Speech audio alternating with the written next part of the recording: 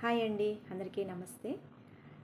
నేను పిల్లల పేరెంట్స్కి తల్లులకి చెప్పేటప్పుడు, మీ పిల్లలకి ఇంటి దగ్గర కథలు చెప్పండి అంటే, మేడం మాకేం కథలు రావట్లేదు, కథలు మాకు తెలియట్లేదు మేడం అంటున్నారు. సో కాబట్టి నేను చేసే వీడియోస్లో చిన్న చిన్న కథలు కూడా నేను వారి నిమిత్తమే చెప్తున్నాను. ఎందుకంటే ఇప్పుడున్న ఉరుకులు పరుగులు ప్రపంచంలో ఎప్పుడో చిన్నప్పుడు స్కూల్లో చదువుకున్న మరి ఆ కథలు అనేది చాలామందికి గుర్తు ఉండకపోయి ఉండొచ్చు. సో కాబట్టి ఒకటి రెండు కథలు తప్ప మరి మిగతావైతే వాళ్ళు మర్చిపోయి ఉంటారు. ఎవరైనా అంతే కదండి. సో కాబట్టి మనము కొన్ని మన జీవిత పాఠానికి ఉపయోగపడేవి, రేపు మన పిల్లలకి చెప్పగలిగే ఒక చిన్న చిన్న పిట్ట కథల రూపంలో మనం చెప్పగలిగినప్పుడు కథ చిన్నదైనా కానీ దాంట్లో ఉన్న సారాంశం చాలా మంచిగా ఉంటుందన్నమాట. సో కాబట్టి ఇప్పుడు నేను చెప్పబోయే ఒక చిన్న పిట్ట కథ మీ పిల్లలకు కూడా చెప్పండి నచ్చితే. ఏంటంటే ముసలి నీటిలో ఉంటుంది కదండి, నీటి మడుగులో ఉంటుంది కదా. అయితే అవి నీటిలో అడవి ప్రాంతంలో ఉన్న జంతువులు నీళ్లు త్రాగటానికి వచ్చినప్పుడు ఈ ముసలి ఏం చేస్తుందంటే వాటి మీద దాడి చేసి వాటిని ఆహారంగా తీసుకుంటుంది అన్నమాట.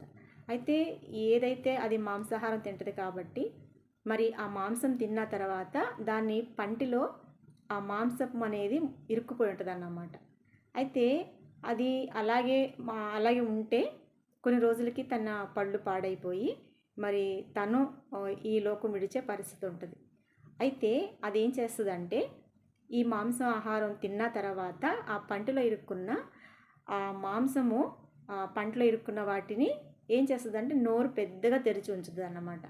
ఆ పెద్దగా నోరు తెరిచి ఉంచినప్పుడు ఎలా అంటే ఇంకొక జంతువు నోట్లోకి వెళ్ళేంతగా అన్నమాట.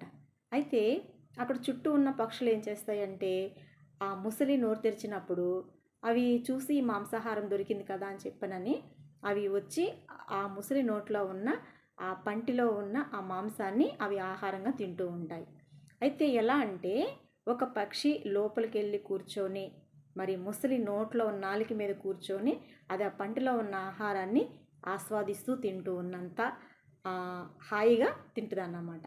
అయితే ఒకసారి ఒక జింకతోటి ఒక పక్షి ఏమందంటే అసలు ఆ ముసలి ఎంత మంచిదోనో, అది అసలు నేను నోట్లోకి వెళ్ళి దాని పంటిలో ఉన్న మాంసాహారం తింటున్నా కూడా అది అసలు నన్ను ఏమందు, ఎంతో మంచిది ముసలి, ఎంత దయాగుణము అని చెప్పనని చాలా పొగుడుతూ ఉంటుంది.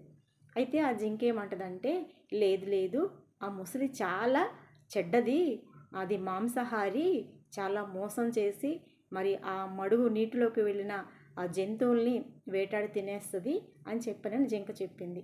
అయితే ఈ పక్షి ఏమంటుందంటే లేదు లేదు, నేను రోజు దాని నోట్లోకి వెళ్ళి కూర్చొని దాని నాలుక మీద కూర్చొని నేను ఎంత హాయిగా ఎంతసేపు అయినా సరే దాని పంటలో ఉన్న ఆహారాన్ని మొత్తం నేను తింటున్నాను, నన్ను ఏమీ అనట్లేదు, నువ్వు దూరం నుంచి ఆ విధంగా మాట్లాడుతున్నావు అని జింకను అనిందన్నమాట పక్షి.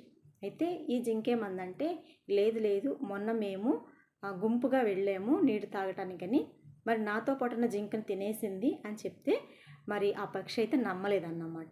అంటే ఇక్కడ చూడండి, వాస్తవంగా ముసలి మరి జింకల్ని కానీ మరి వేటాడి అంటే నీటిలోకి వెళ్ళిన వాటిని ఆ మెడ మీద దాడి చేసి అది నీటిలోకి లాక్కెళ్ళిపోయి తింటుంది అన్న విషయాన్ని అందరికీ తెలుసు.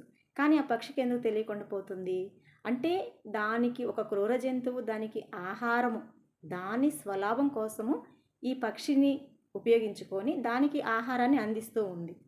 అంటే ఇక్కడ మనుషుల్లో కూడా ఎలా ఉంటారంటే పెద్ద పెద్ద తిమింగలాన్ని మింగేసే రాబందుల్లాగా మనుషులు కూడా చాలామంది పైకి ఎలా ఉంటారంటే చిన్న చిన్న వాళ్ళకి, బలహీనులకి హెల్ప్ చేస్తారు, మరి బలవంతుల్ని వేటాడుతారు.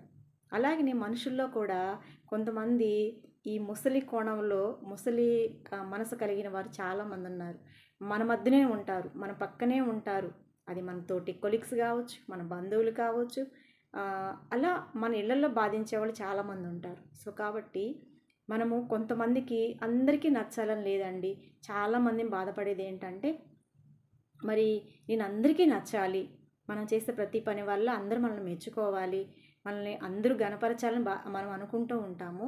కానీ కొంతమంది మనల్ని గణపరిచే వాళ్ళని మనం చాలా చాలా జాగ్రత్తగా మనము గమనించాలి. ఎందుకంటే మనల్ని పొగుడుతూ, మనం తప్పు చేస్తున్నా కూడా పొగుడుతూ మనల్ని మోసం చేసేవాళ్ళు చాలామంది ఉంటారు.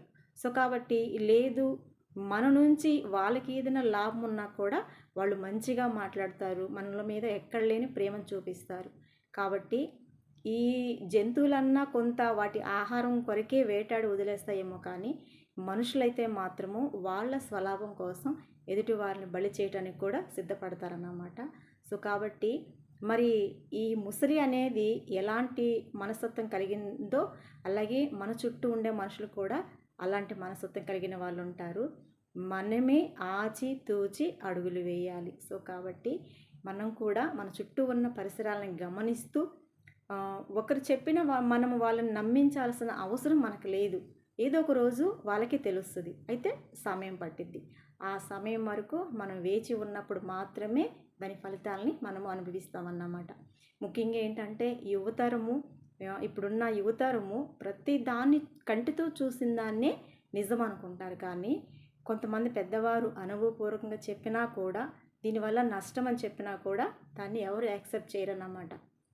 నిజంగా అండి, ఎవరైనా చెప్తే వినేదానికంటే ఒకరు ఇద్దరు వింటారేమో కానీ వాళ్ళ అనుభవపూర్వకంగా తెలుసుకున్నది మాత్రము వాళ్ళ లైఫ్లో మర్చిపోలేరు, ఇంకొకరికి కూడా పాఠాలుగా చెప్తారన్నమాట. సో కాబట్టి ఎవరైనా మనకు ఒక సలహా ఇచ్చారంటే వాళ్ళు ఎలాంటి అనుభవాన్ని బట్టి మనకి ఈ సలహా ఇచ్చారని కూడా మనం తెలుసుకోవాలన్నమాట. సో కాబట్టి కంటితో చూసినవన్నీ నిజాలు కాదు, చెవులతో విన్నవన్నీ నిజాలు కాదు. ఒక్కోసారి మన కళ్ళు కూడా మనల్ని కప్పేస్తాయి, మన చెవులు కూడా మనల్ని కప్పేస్తాయి. సో కాబట్టి మనం ప్రతిదీ కూడా జ్ఞానం కలిగి ఉండేటట్లుగా మనము ఈ సమాజంలో మెలగాలి అన్నమాట. సో కాబట్టి ఈ చిన్న కథ మీ అందరికి నచ్చింది అనుకుంటున్నాను. నచ్చితే లైక్ చేయండి, షేర్ చేయండి. థ్యాంక్ యూ అండి అందరికీ.